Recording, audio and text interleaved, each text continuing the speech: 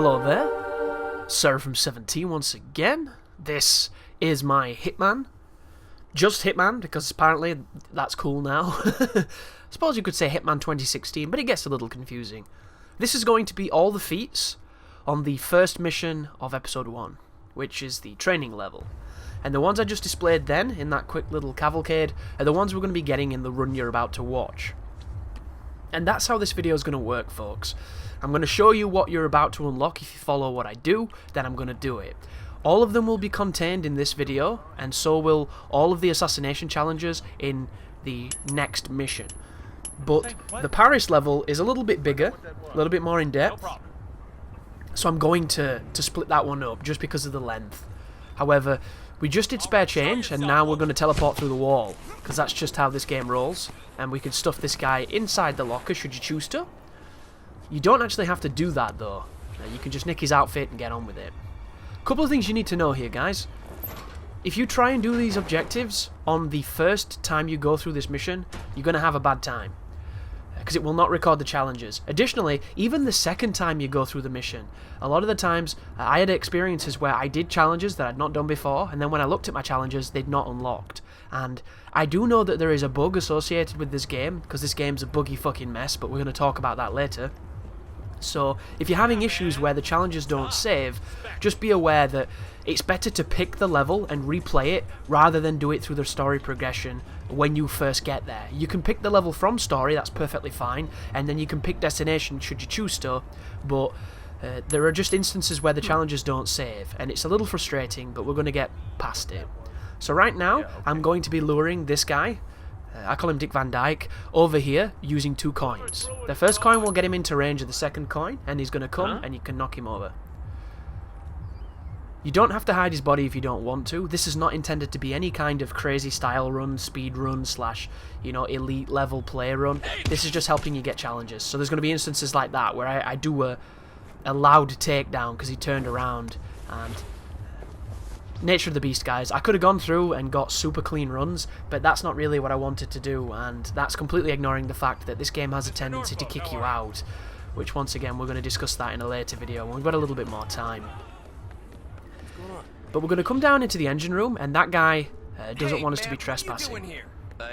If you look on your map is the most useful tool in this game. I'm just going to walk away now, hopefully to break that guy's suspicion, and I'm going to go down the other side, because there are 2 ways to get to where that guy is. And that's what I'm going to do.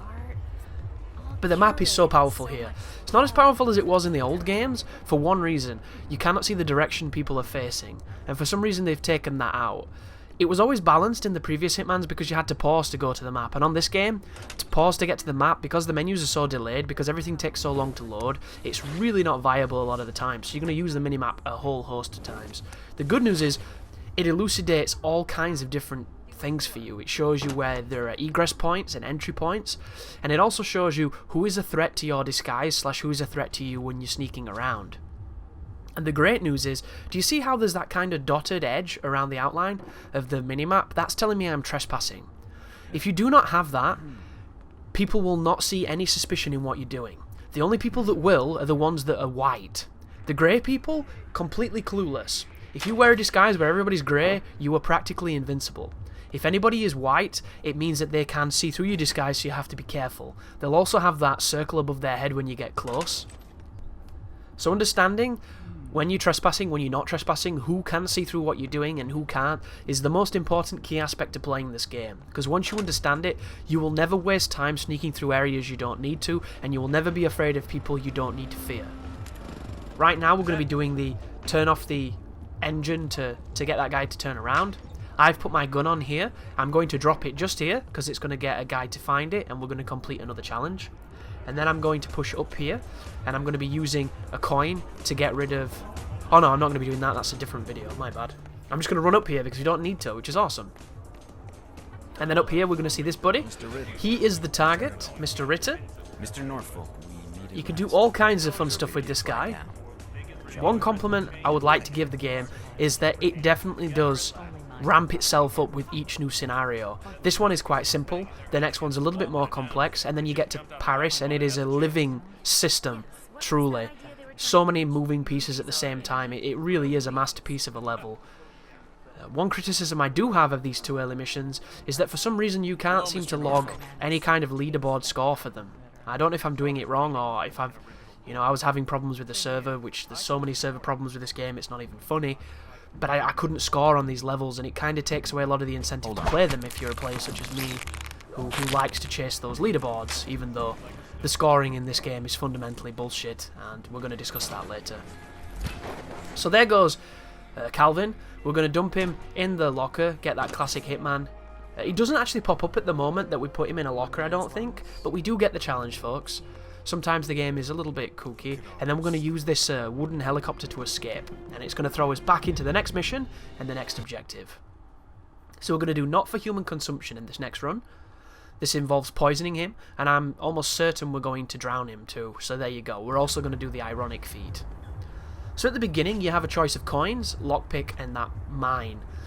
You can pick them all up. If you pick the mine up when the people are looking at you, they can get a little suspicious, but it shouldn't be too suspicious to cause any ruckus. Which leads me to the suspicious mechanic in this game. This is very close to Hitman Blood Money in a lot of ways. It is a logical sequel to that game. A lot of the systems work very similarly, they're just more modernised. It doesn't take a lot from Absolution. It takes a few things.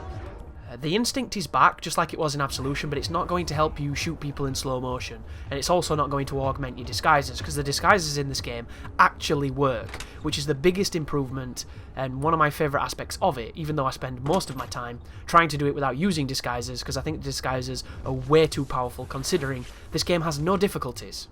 There is no traditional difficulty in the game. And I have no idea if you unlock it once you get a mastery on a level, or if it's going to be coming in future fucking DLCs or whatever they're calling this episodic nightmare.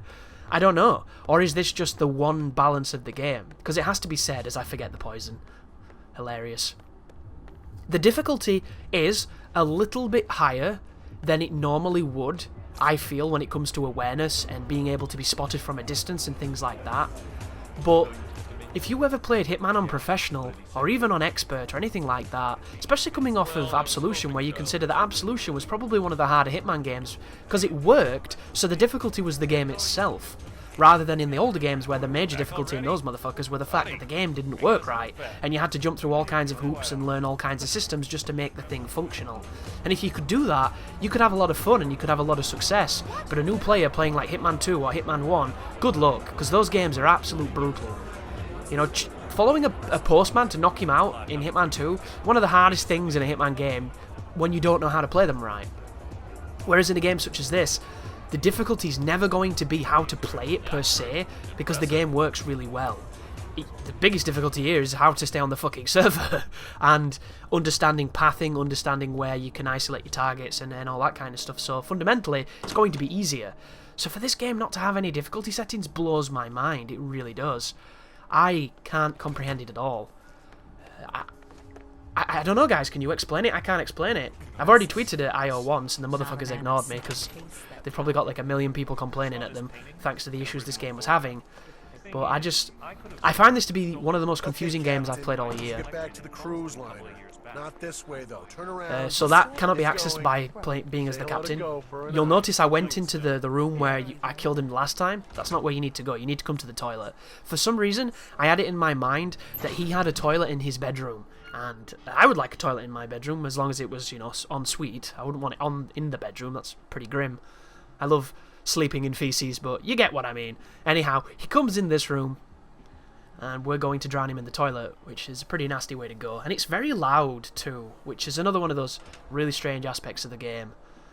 You know, it abides by a certain set of realism and a certain set of rules, and then it completely throws them out of the window for stuff like this. Where, I mean, it doesn't make too much noise, I guess, and they might think he's just got a really bad case of diarrhea. But still, especially the guard as well. There's a guard outside, and he'll never question that this guy never comes back out, I don't think. He's just going to stand there and wait, assuming that he's going to shit half his bowels out for the next 2.5 hours until they find him when somebody comes in. Or maybe they won't, because he's like, there's a guy in there. How long has he been in there? 12 hours? So this next one is killing him using the life raft. So I'm going to pick up the lockpick so we can get through this first door. And then we're going to go up onto that top floor, and we're going to grab a crowbar. The crowbar is just in front of this fence, and then we're going to go and do some Hitman-y things. But you'll notice there's somebody that always kind of sees you here. depending on the game and its RNG, will depend on whether or not one of the people from that balcony comes all the way down to check here to see where you are. And I keep saying comes in a really, like, demanding way, and I know there's people that are going to take it the wrong way. It just slips out, doesn't it? You know, you rub, and in one quick spray, you realise you've made a mistake. Or maybe not, who knows? So I'm using the tried and tested naval suit, or seaman suit, or whatever you want to call it, as we run past that dude. I knew he was going to kind of see me, but as soon as we get up here, we're fine. I don't know why I'm crouched. Maybe at this point I'd not fully understood the difference between crouching and running, and the only difference is the sound that you make. When you're a lower profile, you make a little bit less sound, and you might be a little bit less visible, but for the most, if you can be quick, you can completely supersede the need to do either. As long as you can put something between you and the person curious of who you are, you should have a good time. And I'm going to display a lot of that on the Paris level, where I'm going to be going through kitchens and things and running past chefs, and the chefs are going to be like, hang on a second, but I'm too far gone for them to care. So, right up here is the mounting for this lifeboat. We're going to use the map to line this up, and we're also going to use the shadow and the guy to my left to make sure we don't get seen when we do it. The good news is, if you do get seen, doesn't matter. We're going for challenges, we're not going for any kind of crazy, never seen, suit only, high score nonsense. And we're going to run straight to that wooden chopper and get the hell out of Dodge. But timing some of these sequences can be a little tricky. This one not so much, but every so often you can get trolled. Just because of the way the systems work. You know, he doesn't do it immediately, which is fair, and sometimes the AI generally takes identical paths, but there's always that moment where if he is to hesitate, he's going to do it when you're trying to do it, because it's just the way the game works. The music at this moment is giving us a nice beat, giving us some good tension. You'll notice he's having a conversation with a lady. Soon as he starts walking back towards us, we need to start doing it. So you'll notice I press it immediately, somebody kind of sees me, we drop it, and before we even care, we run straight over here and hit that button. Challenge done. Next challenge. Pay that stuntman a bonus. So, when I first did this mission, I assumed you had to use the mine on the lifeboat and drop the lifeboat again, because it looked kind of like that's what was close to happening. There was the lifeboat in the picture, there was the explosive. I just didn't read it, because I'm an idiot. Turns out, all you have to do is kill him with a mine. So I've done a whole bunch of different things here to try and get a super fast kill with this mine, and you can get some pretty quick ones, but nothing too impressive. So the one I did on this video is a carbon copy of the previous strategy we did. The only difference is, instead of dropping it with the crowbar, we're going to throw a mine down to the balcony when he chats that woman up, and then we're going to blow him up. And that will be the final challenge, or the final feat of this mission, because this mission doesn't have any assassination challenges. And in the next video, I'm not doing the feats, guys, I'm doing the challenges, because that was what these were intended to be, but this level doesn't have any, really, so we did these instead. And the final test has a couple of pretty interesting ones, pretty awkward ones, but the mission as a whole, once you understand the path, like, once you understand how to get this outfit and navigate, you know, past the fence and everything, it becomes a lot easier. And it's the same with all of them, except maybe Paris, because Paris, the disguises on Paris break that level. They make it way too easy. When you start doing no disguises on that level, it gets way more interesting, but then it gets to the point where it gets really, really difficult. Especially when you're trying to do some very specific type of assassinations. So we're waiting now, and you'll notice on the map, he's procrastinating just under the awning / balcony. But he's going to move slightly now. There's a guy over there by the light. He will see us when we throw the mine, and he will take issue. The biggest threat here is overthrowing the mine. For some reason, this mine bounces like a fucking tennis ball, and it'll go down onto that bottom balcony, and you'll end up ending a full family. I've done it enough times to know that it's a problem, so you want to undercut it if you can. Throw it shorter than you would like. This is me admiring the surroundings too, because one of the things that you do a lot in Hitman is waiting for opportunities. So this is a remote explosive.